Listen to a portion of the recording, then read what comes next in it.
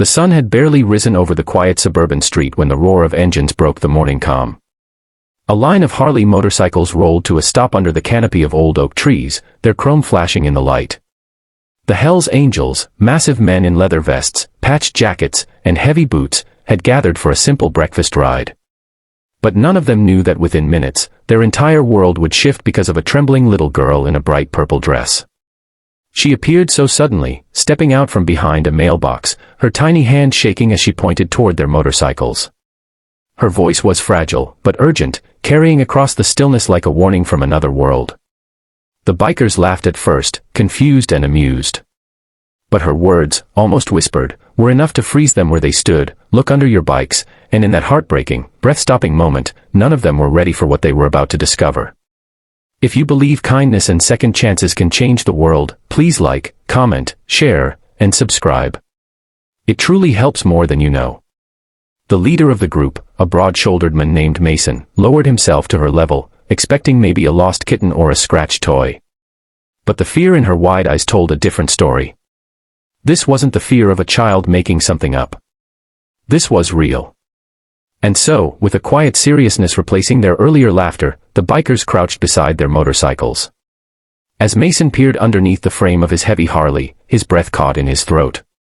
Wrapped tightly around the pipes, squeezed dangerously close to the searing metal, was a small red device, not large, but unmistakably threatening, its blinking light pulsing like a heartbeat. He jerked back, stumbling to his feet. The others checked their bikes, and one by one, their expressions darkened. Every single motorcycle had one. A hush fell over the street. The birds stopped chirping. Even the wind seemed to halt. Mason looked again at the little girl, standing barefoot on the warm pavement, her purple dress stirring gently. She didn't seem scared of the men. She seemed scared for them. And slowly, her story spilled out, not in words, but in the way she clutched her hands together, in the tiny flinch when she glanced toward the row of houses behind her. Her mother had told her not to speak to strangers, especially to dangerous-looking men. But a child's innocence doesn't measure danger by appearance. It measures it by heart. And when she saw someone creeping under the bikes earlier that morning, she didn't hesitate. She watched silently, afraid to scream, then ran home to wake her sleeping mother. But her mother brushed off her panic. Maybe she misunderstood, maybe it was nothing. So the girl returned alone, determined to warn them before it was too late. Mason felt a strange tightness in his chest. For years, the world had seen them as rough, ruthless, unpredictable. People crossed streets to avoid them. Parents pulled their children close. They were used to the glances, the whispers, the assumptions. But this little girl hadn't run from them. She had run for them.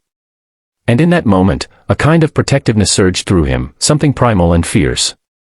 The men didn't waste another second. They moved swiftly, clearing the street and guiding neighbors safely away. One of them called emergency services while the others inspected the devices from a distance, recognizing they were far from harmless. The authorities arrived, sealing off the block and carefully removing the charges. When the bomb squad confirmed the truth, that the devices were fully armed and timed, the brutality of the situation sank deep. Someone had intended for these men not to survive the morning. Hours passed. Police questioned neighbors, searched through yards, reviewed cameras.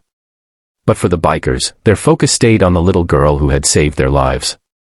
Her mother arrived in a panic when she saw the commotion, rushing to scoop her daughter into her arms. She apologized to Mason, clearly terrified of the men surrounding her child, but Mason only shook his head gently. He told her that bravery wasn't measured by size or age. That her little girl had done something extraordinary, something many adults couldn't. The mother's expression softened, her fear melting into something like gratitude mingled with disbelief. The bikers stayed until the street was safe again. Mason couldn't shake the image of the girl standing alone in the road, pointing with a trembling finger to the danger she didn't fully understand. As the sun dipped low and families peeked out from their homes, the Hells Angels gathered around her once more. Mason knelt and handed her a small silver angel pendant, one he had carried for years. He told her it meant protection, and that she had given them far more than they could ever repay. Tears filled her mother's eyes as she watched her daughter slip the necklace over her head, the small charm shining against her purple dress. The story didn't end that day. The following week, the Hells Angels returned, not with engines roaring, but slowly, respectfully. They came bearing gifts, groceries for the neighborhood, new playground equipment they installed themselves, a repaired community fence, and even a mural painted on the side of an old garage, one featuring a little girl in a purple dress standing bravely before a row of motorcycles, a reminder that courage comes in all sizes. And through all of it, the community that once feared them now saw them differently. They saw the humanity behind the leather, the protectors behind the reputation. Sometimes redemption doesn't come in grand gestures, but in quiet changes, shifts in how people choose to see one another. But the biggest change happened within the bikers themselves.